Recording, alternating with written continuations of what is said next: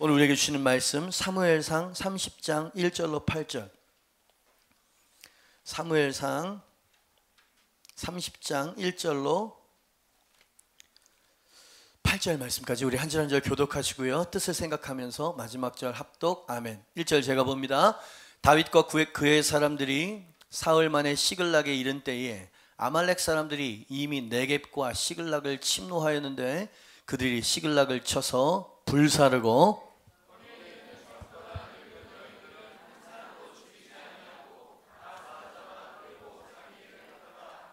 다윗과 그의 사람들이 성읍에 이르러 본즉 성읍이 불탔고 자기들의 아내와 자녀들이 사로잡혔는지라.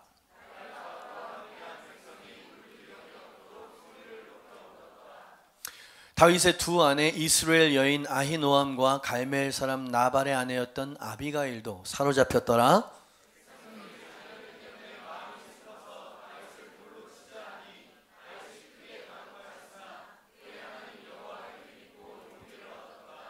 다윗이 아히멜렉의 아들 제사장 아비아달에게 이르되 원하건대 에봇을 내게로 가져오라. 아비아달이 에봇을 다윗에게로 가져가매 다윗이 여호와께 묻자와 이르되 내가 이 군대를 추격하면 따라잡겠나이까 하니 여호와께서 그에게 대답하시되 그를 쫓아가라. 내가 반드시 따라잡고 도로 찾으리라. 아멘. 여호와를 힘입고 용기를 얻었더라 라고 하는 제목으로 말씀을 전하도록 하겠습니다. 어린 시절 예고도 없이 사무엘 선지자 대선지자였습니다. 느닷없이 찾아와서 다윗이 기름 부으심을 받았습니다. 그죠? 왕이 된다는 뜻이거든요. 이 기름 부으심을 받은 이후 다윗의 10여 년 겪었어야 되는 10여 년은 온 이스라엘의 현상수배범이 되어서요, 이산 저산 저들로 도망다니는 신세, 10여 년 동안 그렇게 도망다닐 수밖에 없었던 그런 긴 시련의 연속이었다라고 하는 것은 참 아이러니한 모습이 아닐까라고 생각을 해봅니다. 다윗은 하나님을 믿었습니다. 신실한 사람이었죠. 그래서 꿋꿋이 믿음으로 견디려고 애를 썼습니다. 근데 1, 2년, 3년, 4년이 지나도 전혀 분위기가 호전될 기미가 보이지 않습니다. 오히려 사울이 특전산 출신이잖아요. 3,000명을 조직을 합니다. 3,000명의 한 사람을 그 조그마한 이스라엘을 이잡듯이 싹 막 샅샅 뒤지는 거예요. 그래서 이리저리 피해 다니는 것도 1, 2년이지 점점 분위기는 더 험악해지고요, 상황은 힘들어지는 상황이었습니다. 다윗이 굉장히 힘든 상황 가운데 지내고 있었죠. 사울을 죽일 수 있는 기회가 2번 정도가 있었어요. 동굴에서 한 번은 옷깃을 베고요, 창과 항아리를 들고 나는 당신을 해하고 당신과 싸울 의도가 없습니다 라고 이야기를 하자 사울 왕이 그 완악한 자가 나의 아들 미안하다, 그것도 며칠 뿐이었어요. 그죠? 며칠이 지나면 또 광기가 그 두려움과 질투에 또 다윗을 쫓아다니는데 병력이 더 많아지는 거야. 그죠? 다윗과 조금이라도 연관된 사람, 다윗이 거쳐갔었던 곳은 쑥대밭이 되는 겁니다. 그러니까 자기 자신도 힘들 뿐만 아니라 주변에 있는 지인들에게도 이거 참 힘든 노릇이라, 그죠? 그러기를 10여 년 동안이나 도망 다녔으니 얼마나 힘들겠습니까? 긴 추격, 조금도 호전될 기미가 보이지 않는 칠흑 같은 어둠의 연속, 이럴 때 우리들은 흔들리게 되어지지요. 누구라도 이런 절체절명의 위기 앞에 서면 영적으로나 특히 정서적으로 한계치에 도달하게 되어집니다. 그래서 올바른 결정을 못하죠. 그냥 막 도망가고 싶고 뭐 그냥 피하고 싶은 이런 생각만 드는 법이에요. 다윗도 인간이었기 때문에 더 이상 버틸 수 없다라고 하는 생각이 들었어요. 그래서 그가 그릇된 선택을 하게 됐다는 얘기가 오늘 본문인데요, 그게 뭐냐면 블레셋이라고 하는 이방 나라에 망명하는 것이었습니다. 그래, 이 나라를 뜨자, 망명을 하면 거기까지 쫓아와서 나를 위협하고 쫓아오지는 못하겠지 라고 하는 생각, 내키지는 않았어요. 그러나 그 방법밖에 없다라고 하는 생각 때문에 다윗이 그 잘못된 선택을 하게 되어지고요, 그로 말미암아 그의 추락이 가속화되어진다 라고 하는 것을 성경에서는 우리에게 보여주고 있죠. 이야기를 계속 전개해 나가기 전에요, 우리에게도 이런 비슷한 상황이 있지 않나 라고 적용해 보는 것이 훨씬 더 중요하다는 생각을 해봤습니다. 한계치를 넘어선 시련과 고난이 있어요. 표현하지 않아도요, 표현되지 않고 그냥 조용히 앉아서 설교를 들어도요, 여러분 상황과 영혼은 막 아우성을 치고 더 이상 못 견디겠다 라고 하는 그런 성도들의 삶이 있다는 얘기죠. 그렇다면 오늘 본문의 다윗이 당신의 모습을 대변하고 있습니다. 처음부터 잘못된 선택을 하는 성도는 없어요. 시련이 닥쳐오면 처음에는 기도해야지 믿음으로 극복해 보려고 몸부림을 칩니다. 그런데 재정이라고 하는 사울, 질병이라고 하는 무서운 사울, 깨어진 관계라고 하는 사울, 두려움이라고 하는 사울은 여전히 젊어 보여요. 그리고 여전히 살기 등등해요. 상황은 점점 더 나락으로 빠져드는 그런 모습이 계속되어질 때, 중요한 건 지속적으로 계속되어질 때 이 사람은 그릇된 선택을 해버리게 된다 이 말이죠. 그러면서 우리의 삶도 추락을 하게 되어진다고 성경에서는 이야기를 하는 거예요. 우연찮게 갑자기 재수없어서 오는 것이 아니라는 얘기를 하고 있는 것이죠. 다윗은 이 블레셋 망명에 성공을 했습니다. 또 이제 환심을 사기 위해서 이래저래 연기도 해가면서 혁혁한 공도 세우고요. 시글락이라고는 조그만 성읍도 하나 하사를 받게 되어져서 처자식들과 자기 부하들과 함께 거기서 이제 살아가게 되어지죠. 그러다가 이제 마지막 전투, 오늘 30장이잖아요. 사무엘상은 31장으로 끝납니다. 그 사무엘 하가 시작이 되어집니다. 왕이 되어지는 거예요. 거의 시련이 10년 정도 이상 다 끝물이었다 이 말이죠. 끝물에 일어난 사건이었어. 그죠? 왕이 되기 아주 끝물에 일어났던 그런 상황이었다. 그죠? 그러면서 이제 마지막 전쟁을 치르게 되는데 그게 그 유명한 길보아 전쟁이었습니다. 그게 이제 이스라엘과의 전쟁이었거든요. 블레셋과. 거기서 이제 사울 왕과 자신의 은인, 친구, 형님이었던 요나단이 전사를 하는 장면이 이제 31장에 나오는 바로 그 대목인 거예요. 이 전쟁에 나가야 됩니까? 말아야 됩니까? 그죠? 자기의 신임을 위해서는 나가야 되고, 나가면 요나단과 붙어야 되는데 아주 죽을 맛이었습니다. 그런데 다윗이 선택했던 건 여전히 가면을 쓰는 거였습니다. 더 그냥 저는 싸울 수 있습니다. 주변에 있는 사람들이 다윗은 이 전쟁만큼은 다윗을 데려가면 안 됩니다. 전쟁터에서 갑자기 돌변을 해서 우리의 적이 되면 어떡합니까? 왕은 신뢰를 했는데, 그러니까 왕에게 이스라엘의 왕이 되기 위해서 기름 부음 받은 자였습니다. 그런 사람이 이방 왕에게 당신의 종이요 종이 굽신굽신 되는 것도 너무 비참한 노릇 아닙니까? 그러니까 다윗이 아주 그냥 떨어질 대로 떨어지고 영혼도 황폐할 대로 황폐해진 거죠. 그래서 불신을 받아가지고 그 길보아 전쟁에 나가지 못하는 상황이 됐습니다. 이게 불행입니까? 다행입니까? 마음속에 이런 생각이 있었을 겁니다. 휴, 하나님이 도와주시는구나 이렇게 생각했을지 몰라요. 그러면서 불행이지 다행인지 시글락으로 왔는데 더 큰 불행이 기다리고 있네. 시글락성이 완전히 불타버리고요. 모든 짐승, 재산 싹 노략질 당하고요. 더 견디기 힘든 건 아내와 처자식들까지 오늘 말씀해 보니까 죽이지 않고 끌고 갔다고 이야기를 하는데, 끌고 갔는지 어떻게 합니까? 지금 사흘 전에 일어난 일이니까. 그죠? 여인이 끌려가게 되어지면 겁탈아니면 죽음 아닙니까? 그러니까 이거는 일생일대 위기를 맞게 되어지는 아연실색할 수밖에 없는 상황을 맞이하게 됐다 이 말이죠. 그죠? 백성들이 울 기력이 없도록 통곡을 했다 그랬어요. 그죠? 이 슬픔의 통곡은 분노의 울음소리로 바뀌기 시작하고요. 그죠? 어떤 불행 앞에서 슬픔 앞에서는 늘 희생양이 필요한 법 아닙니까? 그러니 백성들이 다윗 왕에게 자기 왕에게 돌을 집어들었다는 상황인 거예요. 모든 걸 다 한순간에 잃었어요. 자녀도 아내도 다 잃었어요.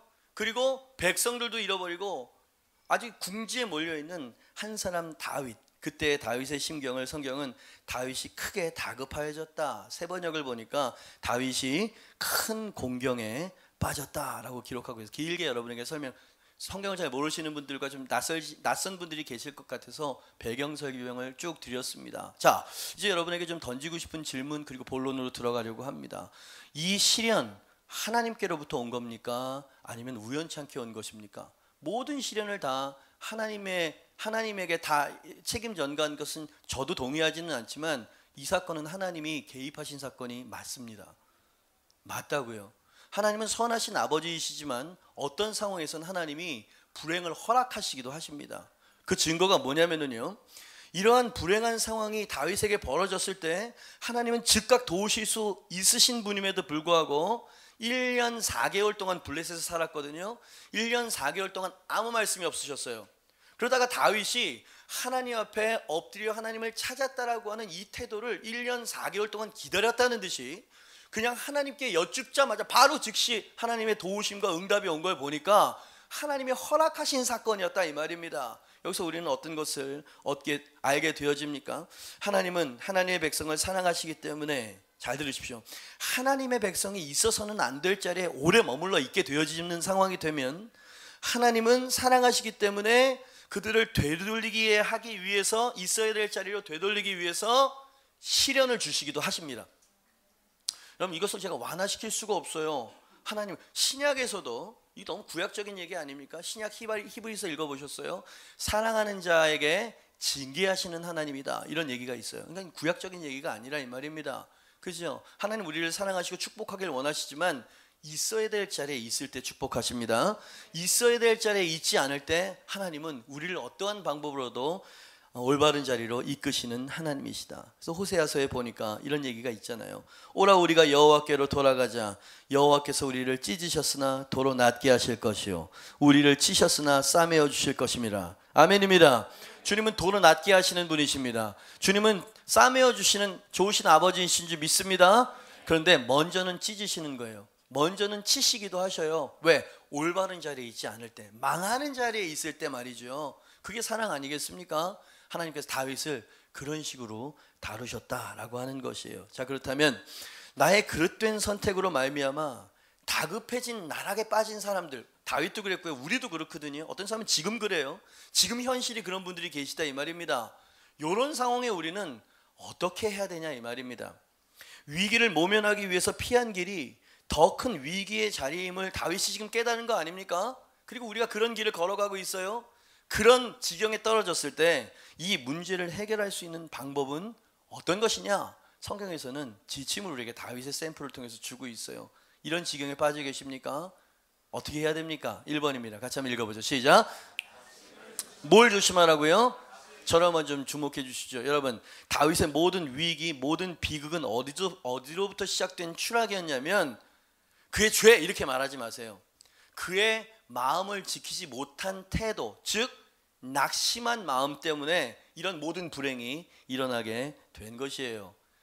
27장 1절 말씀을 보니까 다윗이 그 마음에 생각하기를, 그치, 작은 생각으로부터 시작하는 겁니다. 내가 후일에는 사울의 손에 붙잡히리니 블레셋 사람들의 땅으로 피하여 들어가는 것이 좋으리로다. 생각하는 거예요. 지금 아직 실행하지 않았어.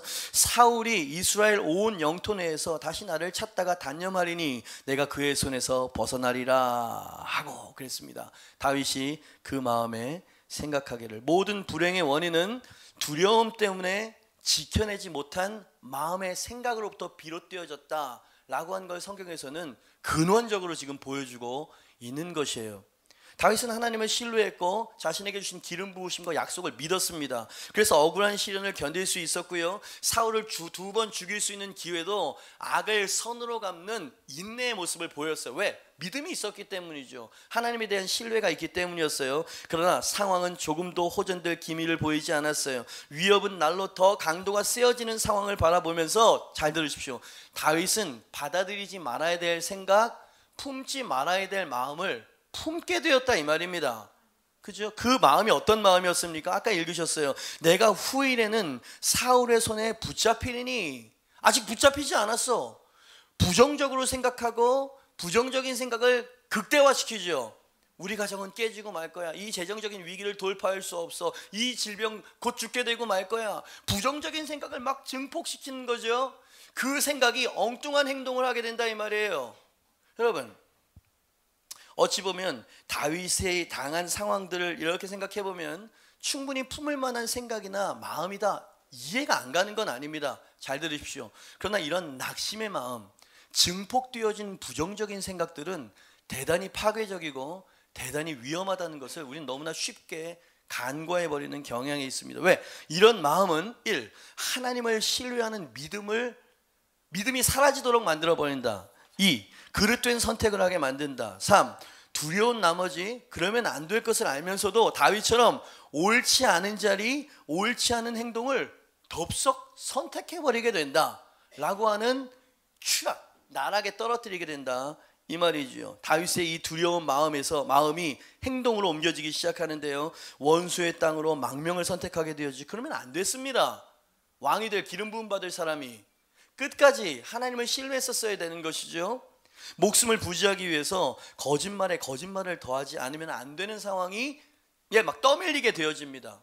어쩔 수 없는 상황이 있어요. 맺어진 관계 때문에, 투자한 돈 때문에, 여러 가지 것 때문에 어떻게 할 수 없는 상황이 있단 말입니다. 그죠? 그래서 정치 막 이렇게 막 얽히고 설키고 막 이래가지고 막 같이 막 이렇게 되는 상황들을 주변에서 많이 보게 되어지잖아요. 왕의 신임을 얻기 위해서 이웃 나라를 아주 잔인하게 섬멸하지 않으면 안 되는, 왜? 공을 세워야 되니까. 그죠? 예전에 다윗은 그러지 않았었다고요. 예? 예전에 다윗은 인자하고 자비가 넘치는 사람이었죠. 사무엘상 27장 11절 말씀을 보니까 어쩔 수 없는 상황에 묶여가고 있는 다윗의 모습이 보입니다. 다윗이 그 남녀를 살려서 가드로 데려가지 아니한 것은 죽였다는 얘기인 거예요. 살려서, 가드는 블레셋 수도입니다. 가드로 데려가지 아니한 것은 그의 생각이, 또 생각을 하네. 그의 생각에 그들이 우리에게 대하여 이르기를 다윗이 행할 일이 이러하니라. 봐라, 결국에는 자기 사역을 위해서 내지는 결국 우리를 배반하게 될 것이야. 봐, 충성심을 보라고 이렇게 이야기할 것 같아서 블레셋 사람들의 지방에 거주하는 동안에 이같이 하는 습관이 있었다 할까? 두려움이었더라. 특히 재정적인 두려움 때문에 신앙, 믿음이 막 흔들리는 사람들이 많다는 걸 보게 되어집니다. 그죠? 우리는 이 물질은 제2의 생명이라고 말하잖아요. 그래서 우리가 주님, 그죠? 우리의 생명을 잇는 것은 가장 무서운 일입니다. 근데 이 재정적인 압박을 받게 되어지면 이 사람은 마치 죽는 것과 같은 사람이, 그런 지경에 빠지는 사람들이 우리 주변엔 많이 있다 이 말이죠. 제가 지금 어떤 얘기를 길게 드리고 있습니까? 여지껏 잘 지켜왔던 하나님을 향한 믿음과 신뢰의 마음을 한순간 지켜내지 못했을 때, 그죠? 한순간 지켜내지 못했을 때 일어나는 연쇄적이고 도미노와 같은 죄악의 사슬을 여러분들에게 지금 보여드리고 있는 중입니다. 그죠? 왕이 되기 직전에 형편 없었어요. 1년 4개월 동안. 그죠? 걷잡을 수 없는 큰 죄와 불행은 사실 마음의 문빗장을 잘 지켜내지 못한 아주 작은 출발에서 시작이 되어진다. 우리 와이프는 저것 때문에 안 돼. 우리 신랑은 가망이 없어. 대화가 안 돼. 이미 당신 마음속에 딱 결정을 하고 생각을 그냥 도장을 찍어버리는 순간 상황은 걷잡을 수 없이 추락하게 되어질 수밖에 없습니다. 이것을 스펄전 목사님, 영국의 설교 왕이었죠. 이런 충고를 그의 책에 남기는 것을 아주 인상적이었어요. 낙담은 위험한 감정입니다. 낙담된다고 대충 생각하시면 거기서부터 아주 위험한 일들이 자꾸 선택이 되어진다 이 말이에요. 낙담은 위험한 감정입니다. 두려워하고 있는 것을 항상 두려워하십시오. 낙담을 물리치십시오. 왜냐하면 믿음이 썰물처럼 빠져나갈 때 죄가 밀물처럼 밀려 들어오기 때문입니다. 아주 지혜로운 분의 이야기죠. 믿음이 썰물처럼 나가게 되어지면 죄가 잘 말했습니다. 밀물처럼 밀려 들어오게 되어진다. 여러분 저를 한번 좀 봐주십시오. 어찌 보면은요, 다윗은 소박한 마음이었을지 몰라요. 끝도 없는 위기를 이제 좀 끝내고 싶었던 거고요. 좀 조용히 살고 싶었던 것 뿐이지 않겠습니까? 이게 뭐가 나빠요? 그죠? 어느 누구라도 끝이 없어 보이는 위기 상황을 지속하기를 원하는 사람은 없는 법입니다. 근데 잘 들으십시오. 밟지 말아야 될 땅이 있어요. 잡지 말아야 될 손이 있고요. 하지 말아야 될 말이 있습니다. 그리고 품지 말아야 될 생각이 있습니다. 분명히 있잖아요. 그죠? 그래서 예수님이 그런 말씀을 하셨을까요? 지나가는 여인을 보고 음욕을 품는 자마다 이미 간음을 했다. 이건 뭐냐면 그 생각이 점점 증폭되어지면 그릇된 행동을 하게 되니까. 그죠? 그러니까 창세기 3장의 선악과 사건도 사실 그런 건 아니었어요. 암시였어요. 억지로 붙잡고 막 먹이고 이런 게 아니었단 말이죠. 그죠? 마음을 지키는 것, 생각을 지키는 것, 이것이 얼마나 중요할까요? 그래서였을까요? 솔로몬은 이렇게 이야기를 합니다. 잠언 4장 23절 같이 한번 읽어볼까요? 시작. 모든 지킬 만한 것 중에 더욱 네 마음을 지키라. 생명의 근원이 이에서. 생명의 근원까지 내 마음의 생각과 연관이 있는 걸까요? 성경의 대답은 yes. 다윗의 이야기도 yes. 사도 바울도요, 에베소 4장 27절 말씀에 마귀에게 마음의 틈을 주지 말아라 라고 이야기를 하고 있어요. 여러분 다시 한번 강조합니다. 당신 남편, 당신 아내, 당신의 자녀들 주변에 보여지는 것에 대해서 여러분 마음대로 마음을 열어주셔서는 안 돼요. 대화가 안 통하는 이 부부관계, 의무관계 때문에 정말 여긴 지옥이야 라고 하는데 마음을 열게 되어지면 다른 남자, 다른 여인에게 시선이 가게 될 것입니다. 이래서 불륜이 일어나는 거예요. 마음을 지키셔야 되는 것입니다. 굳건하게 문빗장을 잠그셔야 되는 거예요. 그죠? 주변에 있는 사람이 뭐라 그래도 당신은 성도로서, 하나님의 백성으로서 그렇게 해야 되지 않겠습니까? 그럼 주님께서 오늘 그런 마음을 주셔서 이 설교를 준비하면서 마음을 지켜내지 못하고 원수에게 마음의 틈을 내어주어서 돌이킬 수 없는 상황에 있는 성도가 있다. 크게 다급해진 상황 가운데 있는 사람이 있고 시글락이 불타고 내 소중한 것들을 다 잃어버릴 상황에 처한 오늘날의 다윗이 오늘 있다라고 말씀하셨어요. 감동을 주셨어요. 그리고 그런 사람들이 많거든요. 신방을 해서 좀 심도 있게 이야기해 보면 정말 어떻게 살았나 싶은 경우들도 많고요. 가만히 들여다보십시오. 큰 죄 때문이 아닐 것입니다. 당신은 마음을 지키지 못했어요. 마음의 틈을 열어주고 허락했던 것이죠. 그러니 오늘 내어준 마음의 틈을 다시 메우시길 주님으로 축복합니다. 안전하기 위해서 하나님을 떠난 자리는 결코 안전한 자리가 아니다. 다시 제가 적었는데 아주 의미심장한 것 같아요. 안전하기 위해서 하나님을 떠난 자리는 결코 안전한 자리가 아니다. 한순간 지켜내지 못한 마음으로 상황이 얽히고 설켜서 어디부터 손을 써야 될지 모르는 사람이 계시다면 이렇게 주님 앞에 오늘 기도하시고 가시길 바랍니다. 하나님, 제가 블레셋에 들어오지 말았어야 했습니다. 하나님과 하나님의 법을 떠나지 말았어야 했습니다. 하나님께 여쭙지 않고 내 마음에 옳은 대로 결정했음을 회개합니다. 두려워서 그랬습니다. 살고자 그랬습니다. 그러나 하나님께서 원하시지 않는 곳에는 결코 안전함이 없음을 깨달았습니다. 제가 다시금 마음의 문빗장을 관리하겠습니다. 내어준 마음의 틈을 닫겠습니다. 오셔서 제가 있어야 될 자리로 저를 이끌어 주시옵소서. 여러분 그렇게 부르짖으세요. 마음으로요, 진심으로. 그럼 하나님께서 신속한 회복의 역사를 이루어 주실 것입니다. 어제 또 이렇게 이야기하면 좀 그죠? 실명을 거론 안 하면 되니까. 어제 제가 개업을 한 우리 성도의 집에 갔어요. 유난히 상처가 많고 유난히 또 가정적으로 불화가 많았었던 신방을 2번 갔는데 그때마다 좀 조율해 주려고 하고 그죠? 목사도 힘든 신방이 있습니다. 그런 대표적인 가정이었어요. 요즘 2 사람이 셀리더가 돼가지고 아주 그냥 굉장히 불붙어서 행복하게 살아가요, 진짜. 그래서 어떤 사업적인 눈에 보이는 축복들도 이제 막 번창이 일어나, 그래서 기쁜 마음으로 갔어요. 힘들다고 하는 성도들 참 많은데 기쁜 축복해주기 위해서 가는 자리여서 제가 행복했습니다. 근데 식사를 같이 이제 나누면서 그 신랑이 저한테 그래요. 목사님, 그때 제가 그냥 가정을 포기하려고 그랬어요. 그냥 막 살려고 했었던 이유는 사람은 절대 안 변할 거라고 하는 제 생각 때문이었습니다. 아무리 노력해도 가정이나 와이프는 변하는 것 같지 않고 사실은 제 자신이 안 변하는 것, 은혜를 받고 설교를 받고 눈물을 흘리면 은혜를 받고 변화될 것 같은데 사람은 죽어도 안 변하는구나. 그 대표적인 사람이 저라고 생각해서 이럴 바에는 노력해도 소용이 없고 뭘 해도 소용이 없고, 그러니까 저는 지금 낙담을 말하는 거예요. 마음으로 포기해버리는 걸 지금 말을 하는 겁니다. 가정에 대해서도 스스로에 대해서 포기를 했는데 이번에 엔카운터 들어가가지고 하나님을 인격적으로 제대로 만난 거예요.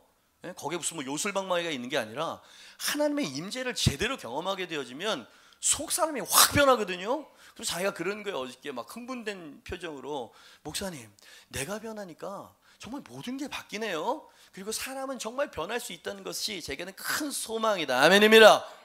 변할 수 있어요. 당신의 아내는, 당신의 남편은, 당신의 가정은, 당신의 미래는 바뀔 수 있다고요.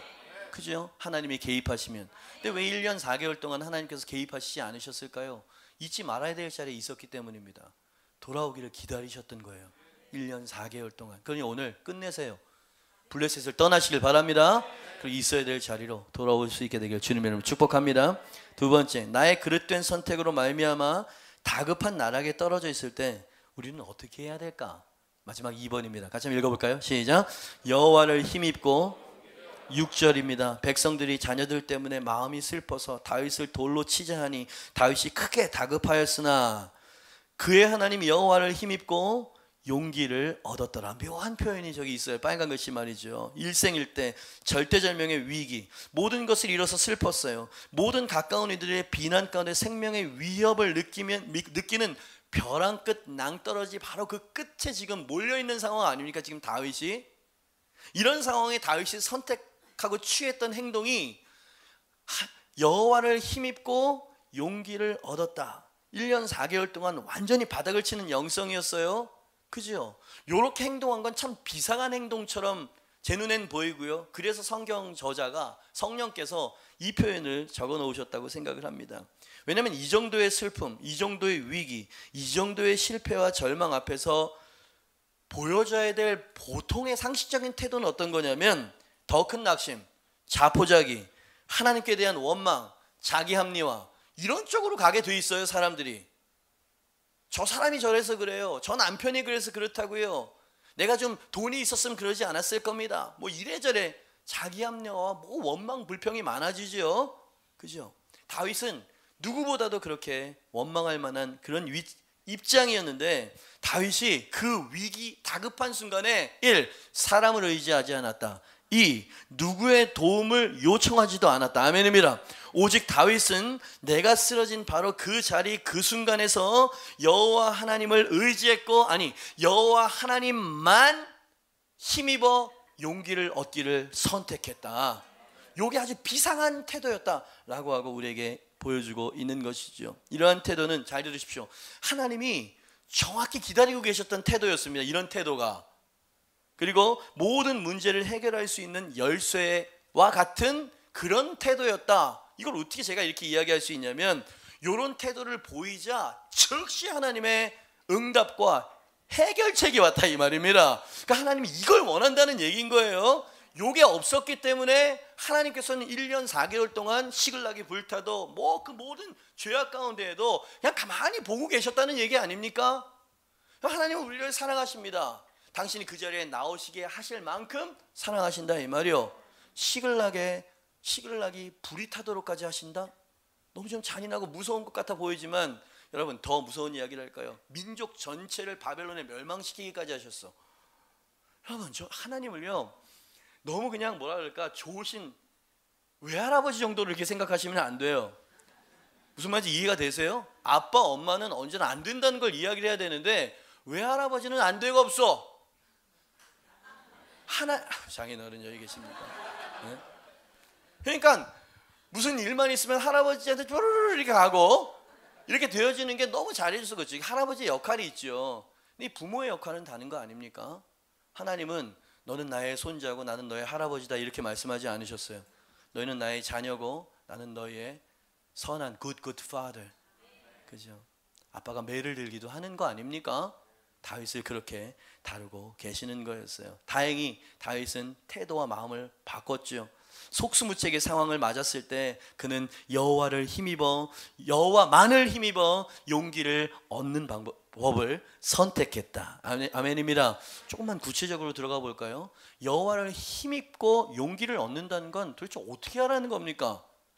이게 애매하잖아요. 여호와를 힘입었다. 어떻게 힘입어요? 뭐 어떻게 하면 되는 거예요? 그리고 어떻게 하면 용기를 얻을 수 있을까요? 한 2가지 정도 다윗의 마음으로 한번 들어가 봅시다. 여호와를 힘입어 용기를 얻는다라고 하는 건 뭐냐면, 이제라도 하나님께 나아가면 선하신 하나님께서 나를 받아주시고 회복해 주실 거라고 라는 것을 믿는 것, 이것이 여호와를 힘입는 것이에요. 이게 무슨 말인지 설명을 드리도록 하겠습니다.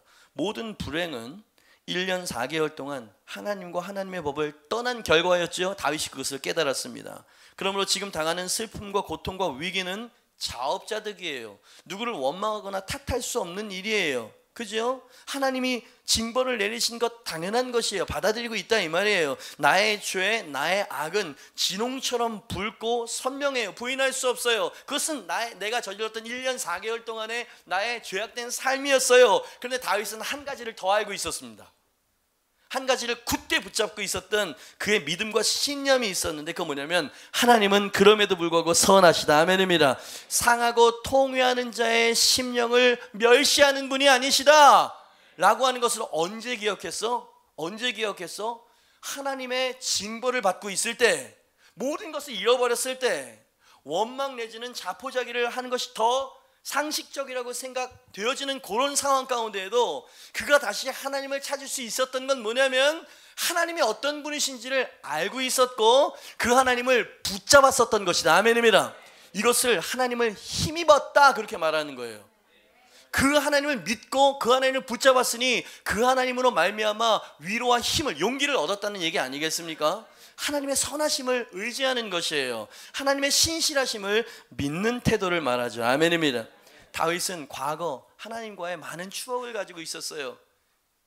곰과 사자의 발톱에서 10대 소년이었는데 자기를 지켜보고 승리하게 하셨던 하나님, 사울의 창으로부터 여러 번 지켜주셨던 하나님, 위경으로부터 나를 지켜주신 그 신실하신 하나님, 그 하나님을 기억하는 거예요. 자격은 없지만 자격이 없다고 포기하는 것이 아니라 그 은혜와 자비의 하나님 앞에 다시 서는 거예요. 아멘입니다. 이게 하나님을 힘입는다라고 하는 구체적인 내용인 것이죠. 그는 하나님의 마음을 잘 알고 있었어요. 물론 왕이 된 이후에 한참 후에 일어났던 사건에 대한 통회하는 시편이었지만 그의 마음을 너무나 잘 대변하고 있습니다. 시편 51편 17절이죠. 하나님께서 구하시는 제사는 뭐라고요? 상한 심령이라. 하나님이여 상하고 통회하는 마음을 주께서 멸시하지 아니하시리. 아멘입니다. 다윗의 위대함은 그가 사람을 의지하거나 자기 노력을 기울이는 것이 아니라 위경의 때에 오직 하나님의 은혜와 사랑과 자비와 긍휼의 품으로 달려나가는 것이었다. 아멘입니다. 있는 모습 그대로 달려나가는 것이었다. Oh, I'm running to your arms. I'm running to your arms. 이런 노래가 있어요. 주님의 두 팔로 제가 달려갈 거예요. 하나님, 주님의 두 팔로 제가 멈추지 않고 달려갈게요. 있는 모습 그대로 달려나가겠습니다. 죄악된 모습 이대로 나아가겠습니다. 왜냐하면 당신은 자비하신 분이시기 때문에, 당신은 상하고 통회하는 심령을 멸시하시지 않는 분이시기 때문에. 다윗이 만약에 이런 생각을 품었으면 어땠을까요? 하나님, 아무리 그래도 이건 너무하신 겁니다. 하나님을 원망했다든지, 하나님, 다 제가 저지른 죄값입니다. 저는 구제불능, 더 이상 자격이 없는 놈입니다 라고 하면서 스스로 자비의 자리를 떠나버려 더 멀리 갔다면 어떻게 됐을까요? 그죠? 그 두 태도는 위험한 태도라 이 말이야. 이 두 태도는 교만과 낙심 때문에 오는 태도들이라 이 말이지요. 진정한 겸손은 하나님의 은혜 앞에 엎드리는 거예요. 있는 모습 그대로 그분의 자비 앞에 나아가는 것이에요. 놀라운 건 뭐냐면 하나님께서 그 태도를 1년 4개월 동안 기다리고 계셨다. 뭘 수정하는 것이 아니고 뭘 바로잡고 나오는 것이 아니라 자기 자신의 상태를 정확하게 깨닫고 다시금 하나님 앞에 처음 있었던 자리로 돌아오는 태도. 하나님께서 그것을 원하세요. 그럴 때 하나님의 회복은 즉각적이었다. 성경에서는 이야기하죠. 다윗이 하고 싶은 얘기를 하면 적어봤어요. 하나님, 제가 무슨 짓을 저지른 것입니까? 1년 4개월 동안 저는 마치 무언가 홀린 듯이 살아왔었던 것 같습니다. 여러분, 죄악에 질질 끌려다니면 이런 생각 들지 않습니까? 마치 뭐에 이렇게 좀 홀린 것처럼 그 시간들을 막 질질 끌려다닌 것 같은, 정신을 차리고 보면 내가 무슨 짓을 했지? 이런 생각이 들 때가 있습니다.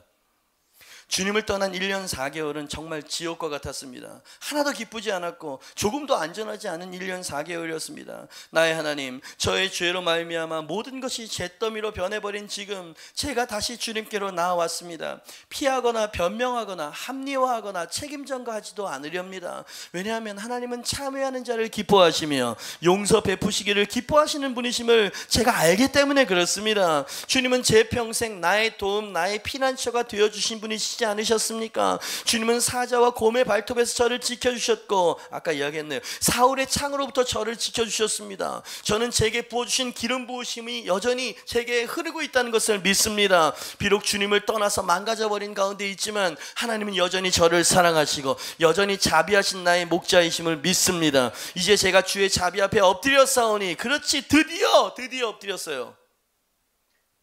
다시금 당신의 임재를 회복하여 주시고 이 사망의 음침한 골짜기에서 저를 건져 주시옵소서. 자, 한번 생각해 보세요. 잿더미가 되어진 성곽, 아직까지 연기가 타오르고 있는, 열기가 그대로 남아있는 성곽이에요. 그 폐허와 돌을 들고 있는, 아우성치고 있는 자기 백성들 가운데 이제 막 다급해서 어떻게 하면 이 위기를 모면할 수 있을까만 생각했던 다윗이 이제 그 자리에 털썩 주저앉았든지 아니면 딱 서서 그 잿더미를 바라보면서 지금 일어나고 있는, 하나님이 일으키고 있는 일을 성찰하기 시작하는 거 아닙니까? 지금 무슨 말인지 이해가 되세요? 폐허와 잿더미 위에서 하나님을 바라보기 시작했어요. 이 불행 위에, 아니 이 불행 안에서 침묵으로 기다리고 계셨던 하나님의 마음을 이제야 보기 시작해요. 1년 4개월 만에. 그죠? 성찰이 일어나기 전 우리는 이런 것을 회개 이렇게 이야기를 합니다. 하나님의 마음을 이해하기 시작하는 거죠. 그러면서 이제 살고자 하는, 큰일 났다라고 하는 마음보다는 다행이다, 하나님이 나를 브레이크를 거셨구나, 이 방법이 아니었으면 나는 큰일 날 뻔했겠구나 라고 하는 일종의 묘한 안도감이 왔지 않았겠습니까? 그죠? 당신이 막 죄악으로 막 치닫고 내 스스로 이것을 끊을 수도 없고 정말 이러면 안 되는, 이러다 큰일 날 거 아는데 이미 그 급류 물살에 당신이 떠밀려 가고 있는 상황일 때가 있어요. 그죠? 그때 어떠한 시련이나 어떠한 수치스러운 사건이나 어떤 것을 통해서 당신이 정신이 번쩍 들어가지고 그 급류에서 구출을 받았을 때를 한번 생각해 보세요. 그죠? 와, 다행이다, 재난의 모습으로 닥쳐왔지만 참 다행이다 라고 하는 생각이 들지 않았을까요? 잿더미에서 다시 얻게 된 하나님, 잿더미에서 다시 찾게 된 하나님과의 관계 말이죠. 이것이 환난 중에 여호와를 힘입어 용기를 얻는 모습이라 이 말입니다. 참 하나님 우리를 참 깊이 다루시지 않습니까? 그리고 오래 다루시지 않습니까? 하나님께서 그냥 막 알력으로 막 이렇게 하면 됐을 텐데 다윗이 다시는 예전으로 돌아가고 싶지 않을 정도로 1년 4개월 동안 정말 담금질을 하시죠. 하나님의 임재를 잃어버린 사람들이 여기 있어요. 하나님과의 관계가 늘 부담스럽고 도망치고 싶고 블레셋으로 망명치고 싶은 심령이 있다고요, 지금 여기에. 그죠? 여러분, 당신이 있어야 될 자리로 오늘 빨리 오셔야 돼요. 그리고 당신이 그 자리에서 해야 될 일은 여호와를 힘입어 용기를 얻는 것입니다. 두 번째, 다윗은 1년 4개월 만에 하나님 앞에 엎드렸고요, 여호와께 여쭙기 시작합니다. 1년 4개월 동안 기도를 안 했다는 얘기야. 언제나 하나님을 찬양하고 하나님께 여쭈면서 자기 행보를, 그죠? 결정했었던 이 다윗이 영적으로 바닥을 치고, 그럴 만한 이유는 있었어요. 상황이 너무 두려웠어요. 그죠? 거기서 살아남아야 됐었어요. 먹고 살아야만 했었기 때문이었어요. 신앙은, 하나님과의 관계는 두 번째, 세 번째 언제나 포기가 되어지는 것이었죠.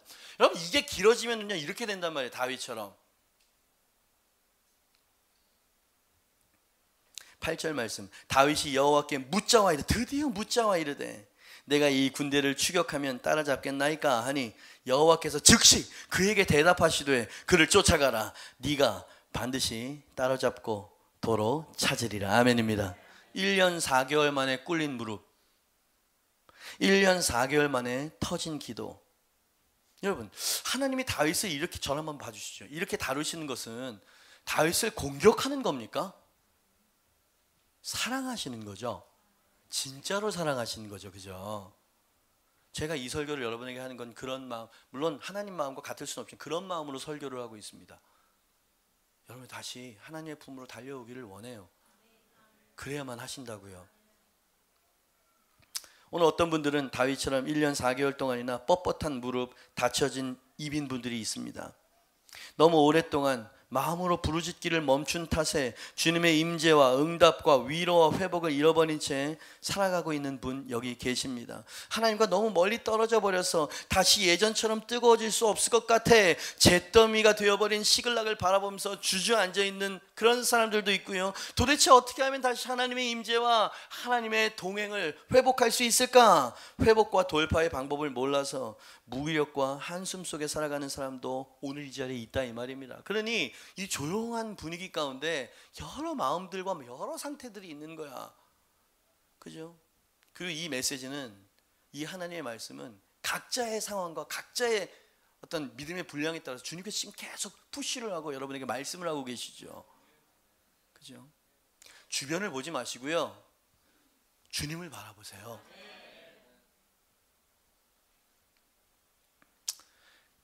하나님께서 이러한 종류, 이러한 지경에 빠져 있는 성도들을 위해서 다윗의 회복에 대한 이야기를 오늘 성경에 기록해 놓으신 거 아닙니까? 참 친절하신 분, 수천 년 전에 바로 오늘 당신의 이 처지와 상황을 어떻게 해결해 나갈 수 있는지를 적어 놓으신 분, 하나님이 그렇게 사려가 깊은 분이십니다.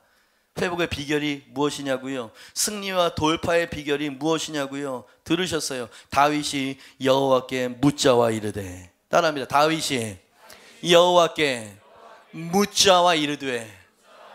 그게 방법이에요. 그게 회복할 수 있는 비결이라 이 말입니다. 그죠? 지금 우리 교회는 기도 운동을 벌이고 있어요. 모포를 깔고 하루에 1시간씩, 그죠? 1시간을 다 채우지 못하더라도 모포에 무릎을 꿇리고 뻣뻣한 무릎을 주님께 드리자고 하는 운동을 벌이고 있습니다. 여러분, 섣불리 경고망동하지 않고 무릎 꿇어 주님의 뜻을 엽죽게 되길 주님의 축복합니다.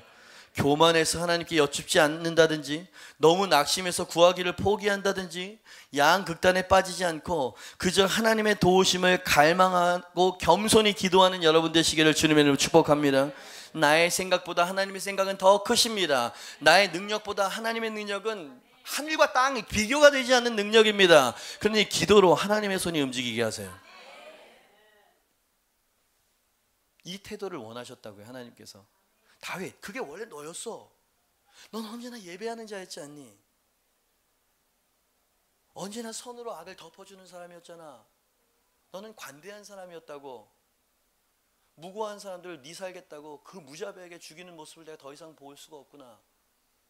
네가 먹고 살기 위해서 그 악을 저지르는 모습을 난 보고 볼 수가 없다고.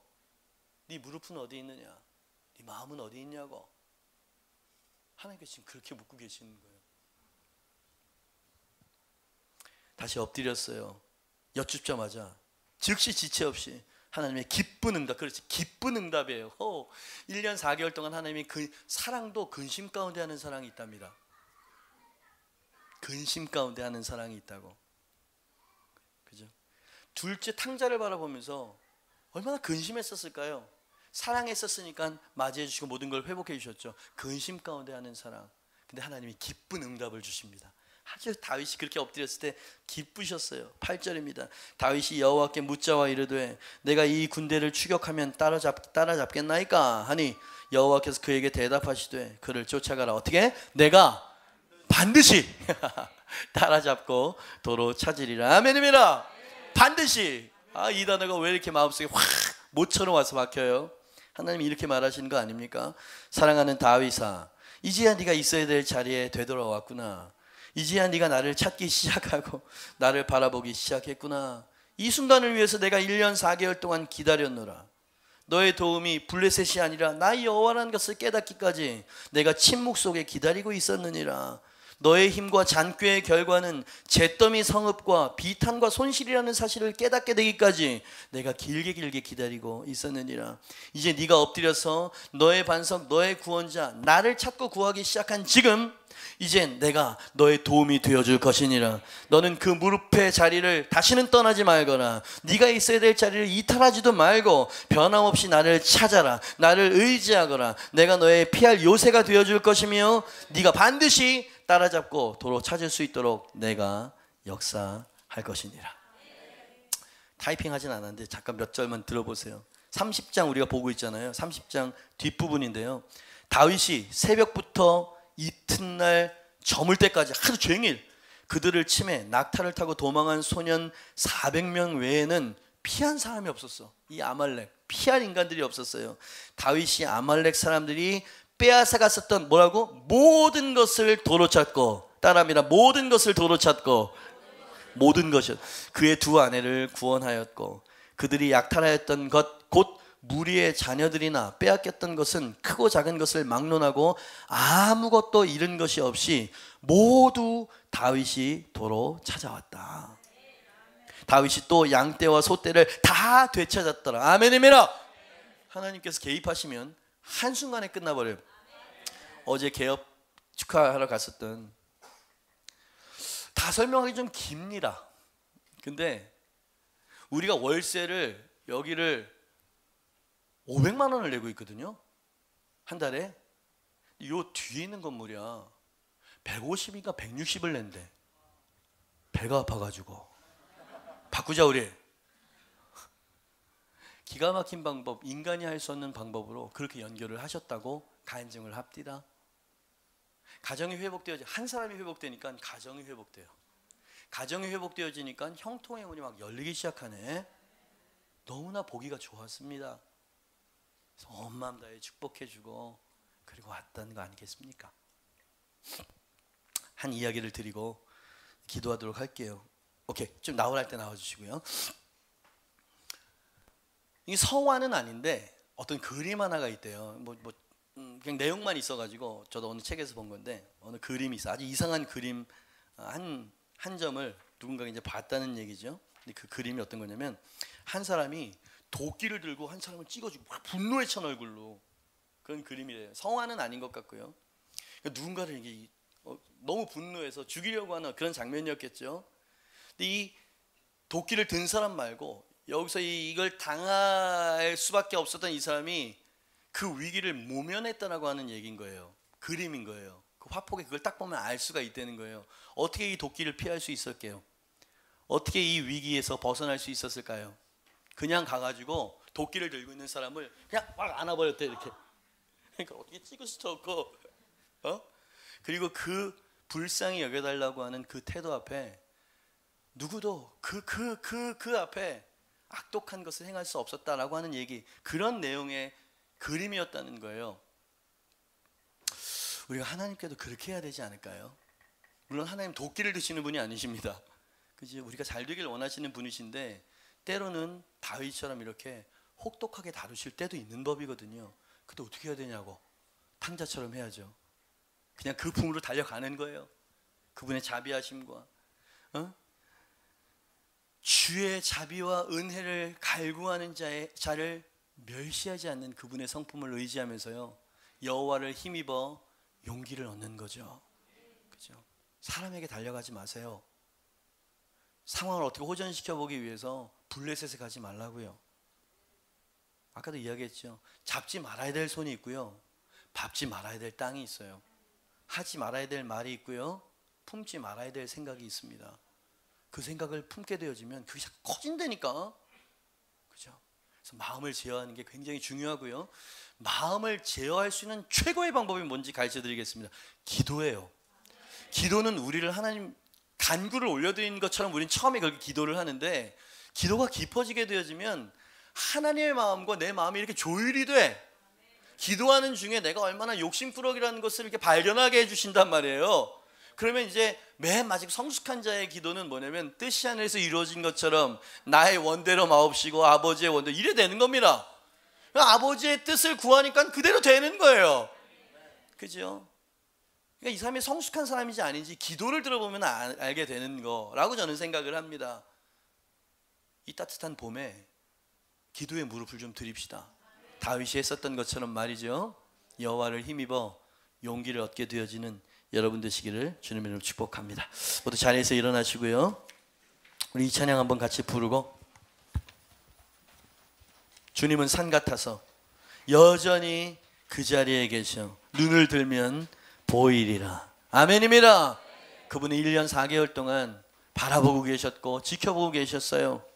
쌤통이다 이렇게 보신 게 아니라 아픈 마음으로 그런 가운데 도움을 줍니까? 아니면 재앙을 줍니까? 주님께서 기다리세요. 탕자의 아버지가 탕자를 기다리는 것처럼 기다리십니다. 여러분, 그 빨리 주님께로 돌아가는 것이 이 위기를 극복할 수 있는 방법이에요. 이 영적 무기력을 타파할 수 있는 방법도 그 방법뿐이라고요. 여러분, 이 찬양 부를 때 여러분의 마음을 그 안에 담으실 수 있기를 바랍니다. 좀 크게 해주시고요.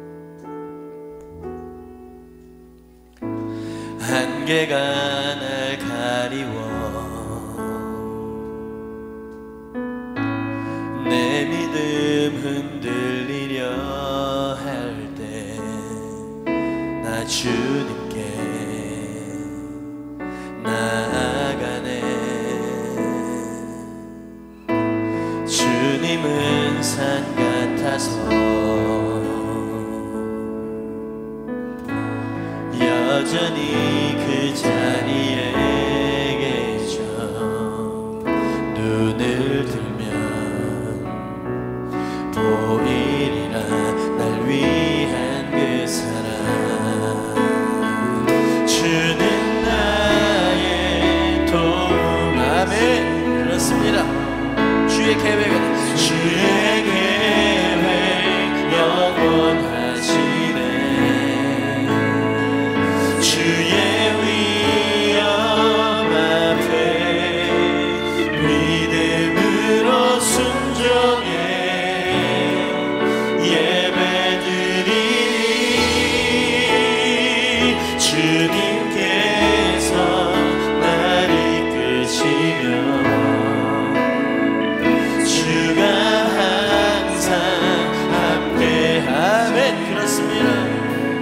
주의 사랑 안에, 주의 사랑 안에 믿음으로 순종해 예배드리는 주는 나의 도움이시며 주는 나의 도움이시며 주의 계획 영원하시네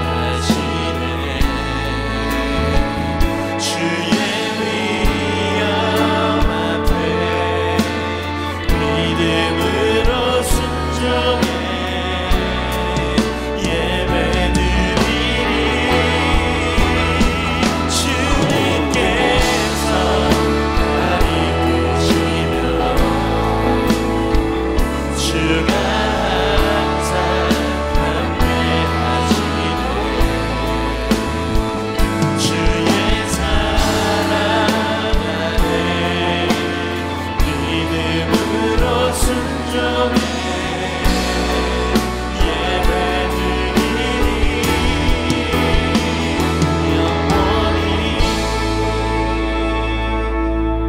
무릎을 꿇고 여호와를 힘입어 용기를 얻었던 바로 그 기도의 순간, 그 엎드림의 순간 치유와 회복과 정복은, 그죠?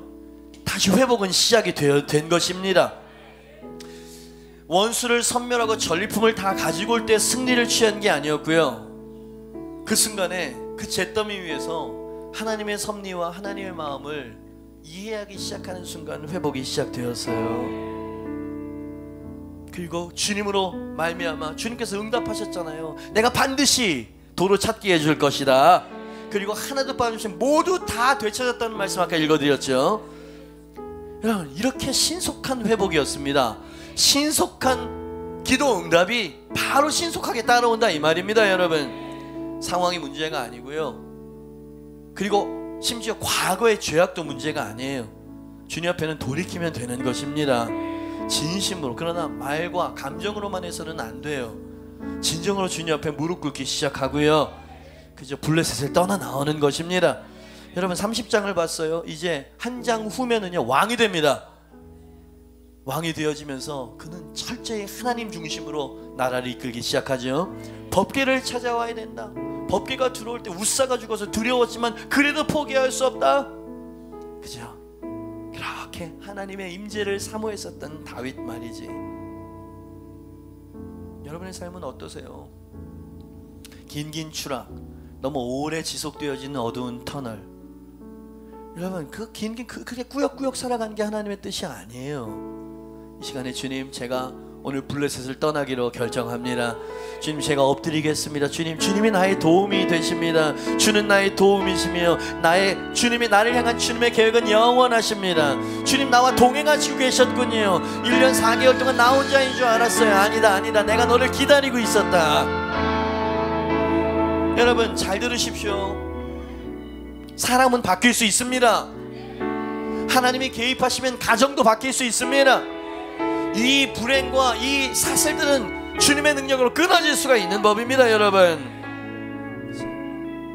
주님 앞에 엎드리면 될 것입니다. 그래서 주님이 그것을 기다리고 계셨어요. 주님, 제가 오늘 마음을 돌이킵니다. 주님 품으로 달려가겠습니다. 주님의 인자와 자비를 의지하면서 나아갑니다. 하나님, 제 영혼을 변화시켜 주시옵소서. 잃어버렸던 것들을 다시 회복할 수 있도록 주님 도와주시옵소서. 변화시켜 주시옵소서.